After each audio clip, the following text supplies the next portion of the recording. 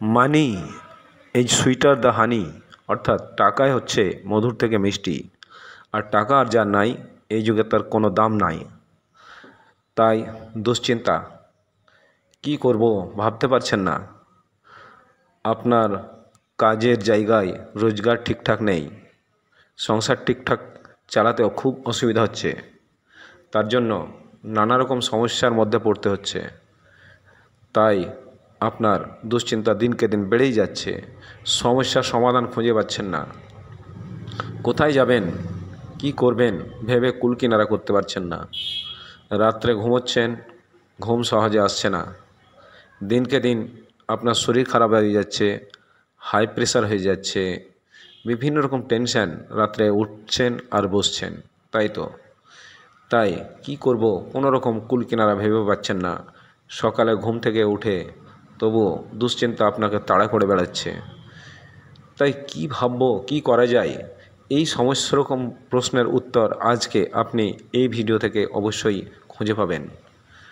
আমি আপনাকে এই সমস্যার প্রত্যেকটি হাল কিভাবে আপনাকে সমাধান করতে হবে, আপনি নিজের সমস্যার নিজেই সমাধান করতে পারবেন, সমস্ত রাস্তা এই ভিডিওতে আপনাকে দেখাতে থাকব। তাই এই ভিডিও শেষ পর্যন্ত দেখতে থাকুন। প্লিজ শেষ পর্যন্ত না দেখা পর্যন্ত কাটবেন না, তাতে আপনারই লোকসান হতে পারে।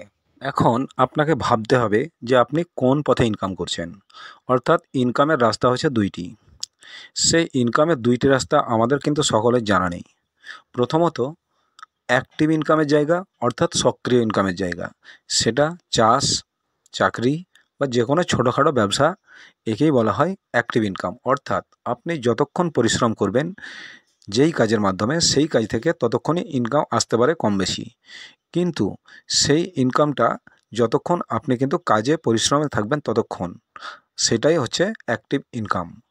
আর যতক্ষণ আপনি পরিশ্রম বন্ধ করে দেবেন আপনার ইনকাম কিন্তু বন্ধ হয়ে যাবে। তাই এটা হচ্ছে অ্যাক্টিভ ইনকামের জায়গা। উদাহরণস্বরূপ বলি, যদি আপনি 3 বিঘে জমি থাকে আপনার, তাহলে সেইখানে গম কিংবা ধান যদি লাগান, তাহলে সেইখান থেকে 3 মাস পরে আপনার ফসলটা উঠবে। আপনি ধান কিংবা গম সেটা আপনি বিক্রি করবেন, তারপরে যে টাকাটা হবে সেটা আপনার খরচা করবেন, সেটা আগামী হয়তো কিছুদিন আপনার সেটা থাকবে, কিন্তু ইনকামটা কিন্তু আপনার চিরদিন বজায় থাকবে না। এটা শুধু আপনি নয়, পৃথিবীর 95% এই অ্যাক্টিভ ইনকামের ওপরে নির্ভরশীল থাকে। পৃথিবীতে আরও একটা ইনকাম আছে, যেটা হচ্ছে প্যাসিভ ইনকাম বা নিষ্ক্রিয় ইনকাম, যেটা আপনি ঘুমিয়ে থাকলেও ইনকাম হবে, কাজ না করলেও ইনকাম হবে। কিন্তু প্রথমে আপনাকে প্রচণ্ড কাজ করতে হবে, কিছুদিন কাজ করতে হবে। কিভাবে কাজ করতে হবে পরে সেই কথা বলবো। তাহলে এই ইনকামটা কি? এই ইনকামটা চিরদিন আপনার বজায় থাকবে, আপনি মরে গেলেও ইনকাম কিন্তু কখনোই বন্ধ হবে না। অর্থাৎ উদাহরণস্বরূপ বলি, যে আগে একটা কথা বলেছিলাম যে আপনি 3 বিঘে জমিতে ধান লাগালে সেই ধানটা 3 মাস পরে আপনি পেয়ে যাবেন।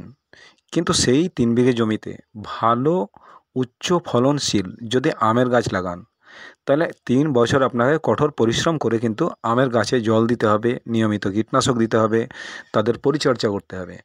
কিন্তু একবার যখন আম ধরতে শুরু করবে, সেইটা কিন্তু আপনি খাবেন, আপনার ছেলে খাবে এবং তার ছেলে, তার ছেলে, তার ছেলে, এটা কিন্তু যুগ যুগ ধরে কিন্তু চলতে থাকবে। তাই তো এই কথাটা আমরা অনেকেই ভাবি না। এটা ভাবে পৃথিবীর টোটাল মানুষের 5% মানুষ। তাই তারা সবসময় অর্থনৈতিক স্বাধীনতা নিয়ে বাস করে।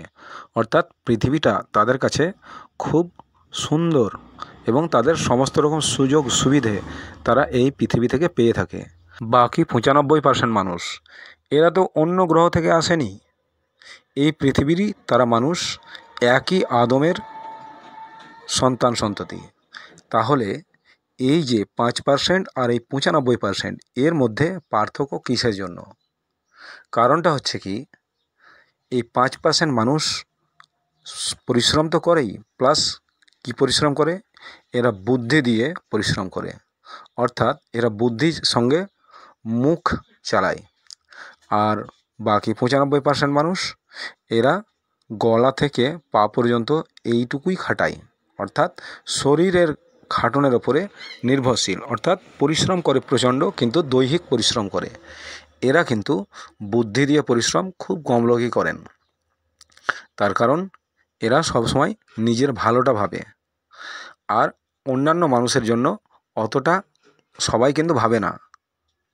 তাই এদের কপালে এই বিপদটাই আসে, আর এই জন্যই তারা সমাজে সমস্ত রকম সুখ সুবিধা থেকে বঞ্চিত থাকে। তার কারণ তাদেরকে অন্যান্য ওই 5% মানুষ বিভিন্ন রকম সুখ সুবিধে তাদের কাছ থেকে ছিনিয়ে নেয়, কিন্তু এই 95% মানুষ ওই 5% মানুষের কাছ থেকে কোনো কিছু সুবিধা পায় না। অর্থাৎ ভেবে দেখুন, যদি আপনি চাকরি করেন তাহলে 5%-এর মধ্যে কেউ না কেউ কোনো বড় ব্যবসায়িক আছেন, তার আন্ডারে আপনি চাকরি করছেন, কিংবা কোনো একটা ব্যবসা করছেন, তো দেখবেন সেই ব্যবসার মাথায় কোনো একজন বস বসে আছেন, তার আন্ডারে আপনি কাজ করছেন। কিংবা কোনো আপনি জমি চাষ করছেন, সেখানেও দেখবেন আপনি হয়তো অল্প জমি চাষ করছেন, কিংবা আপনি শ্রমিকের কাজ করছেন, সেখানেও কিন্তু কোনো একটা জমিকের মালিকানা আছে, তার নিচে আপনি কিন্তু কাজ করছেন। তাহলে এইভাবেই কিন্তু আমাদের একা ইনকাম করে আমাদের সংসারের প্রত্যেকটা মানুষকে নিজেকেই তাদের পেটের জন্য বা সমস্ত রকম তাদের ব্যাপারে চিন্তা করতে হচ্ছে।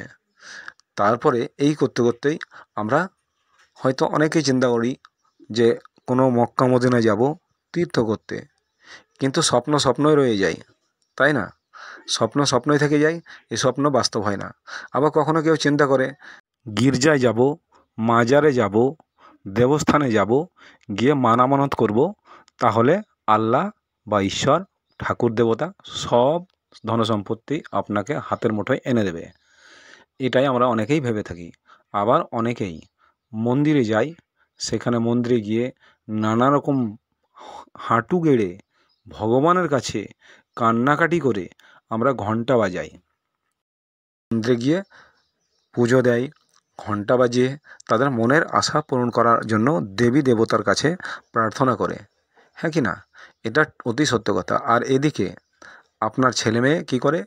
কলেজে গিয়ে আড্ডাবাজি করে, ফ্রি ফায়ার খেলে, বেকার বেকার সময় কাটায়, তারাও কিন্তু বেকার হয়ে পড়ে আর সরকারের কাছে চাকরি চেয়ে বেড়ায়। আর কিছু মানুষ 5% মানুষ টাকার ওপর টাকা উড়িয়ে বেড়ায় এইরকমভাবে। তাদের টাকার কোনো অভাব নেই, অর্থাৎ তাদের টাকা গাছের পাতার মতো ঝরিয়ে ঝরিয়ে তারা খরচা করে। টাকাটা তাদের কাছে কোনো ম্যাটারই নয়, তারা কোনো রকম অসুবিধা নেই।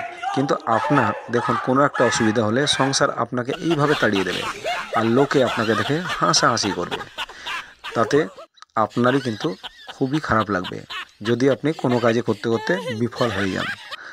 আর সেইখান থেকে দেখুন, আপনার মতো আরও প্রচুর প্রচুর মানুষ আছে, তারা কিন্তু এরকমভাবে পৃথিবীতে বাস করে এবং তারা নিজের স্বাবলম্বী, তারাও ইনকাম করে, তাদেরও স্বপ্ন আছে, স্বপ্ন পূরণ করে। তাহলে আপনি আজকে ভাবুন যে কীভাবে আপনার যে মনের আশা বা ইনকামের যে ভুখ বা খিদে, সেটাকে কিভাবে মিটাবেন। তার জন্য রাস্তা খুঁজতে পারছেন না, তার জন্য আপনাকে বিড়ালের মতো চতুর হতে হবে। প্রথমত 1 নম্বর, চতুর হয়ে পরিবেশের মধ্যে নতুন নতুন কী কাজ উঠছে বা আসছে সেগুলোর ওপরে আপনাকে নজরদারি করতে হবে, খোঁজ খবর লাগাতে হবে এবং সুযোগের সন্ধানে আপনাকে থাকতেই হবে। আর তারপরে যদি কাজ পেয়ে যান, সেই কাজটাকে ভালো করে শিখতে হবে, এমনভাবে শিখতে হবে যাতে আপনার থেকে কেউ যেন শিক্ষা নিতে পারে, এবং শিক্ষাটা এমনই নিতে হবে যাতে সমাজ আপনাকে নিয়ে প্রভাবিত হয় এবং আপনাকে নিয়ে গর্বিত হয়, এবং সেই শিক্ষা যেন আরও 10 জনের বা 20 জনের বা 100 জনের কাজে সেটা লাগে। তো 2 নম্বর কাজ হচ্ছে কি? প্র্যাকটিস। যে আপনাকে যেই কাজটা আপনি নতুন করবেন, আপনার অ্যাক্টিভ ইনকাম বজায় রেখে সেই কাজটা আপনাকে নিয়মিত ধৈর্যের সঙ্গে অধ্যাবসায়ের সঙ্গে প্র্যাকটিস করে যেতেই হবে। কখনো কিন্তু বন্ধ করলে হবে না, বা আপনাকে বিফলতার ভয়ে কিছুদিন করে তারপরে ছেড়ে দিলাম, সেটা করলে হবে না। এইরকম প্যাসিভ ইনকামের জায়গা আমি পরের অনেক ভিডিও নিয়ে আসবো, সেগুলোতে আপনি দেখতে থাকবেন। প্যাসিভ ইনকামের অনেক রকমের জায়গা আছে, অনেক রকমের রাস্তা আছে বর্তমান যুগে। তাই আপনাকে সে প্যাসিভ ইনকাম যেটাই হবে, সেইটা আপনাকে গ্রহণ করে সেই মোতাবেক আপনাকে সিংহের মতো, অর্থাৎ রাজার মতো সেই কাজটা সমাজে প্রভাবিত করতে হবে। অর্থাৎ আপনার শিক্ষাকে সমাজে আরও 10 জন, 20 জন, 100 জনের কাছে প্রভাবিত করতে হবে, যাতে সেই কাজ থেকে আপনার অনেক মানুষ আপনাকে দেখে শিখতে পারে এবং আপনার মতো তারাও কিন্তু এগিয়ে আসতে পারে সেই আপনার নতুন কাজে। আর এই কাজটা যদি আপনি করতে পারেন তাহলে তো মিরাকেল। টাকা আপনাকে ইনকাম করতে হবে না, টাকায় আপনার পেছন পেছন আপনাকে ধরা দেওয়ার জন্য ছুটে বেড়াবে। তখন দেখবেন পৃথিবীর প্রত্যেকটা সুখ সুবিধে একটি একটি করে আপনার হাতের মুঠোয় আপনি না চাইলেও ধরা দিতে বাধ্য হবে। কারণ মানুষের ভালো করা মানুষের কর্তব্য। আর আপনি যদি কর্তব্য সঠিকভাবে পালন করেন, ঈশ্বরও তার কর্তব্য সঠিকভাবে পালন করেন।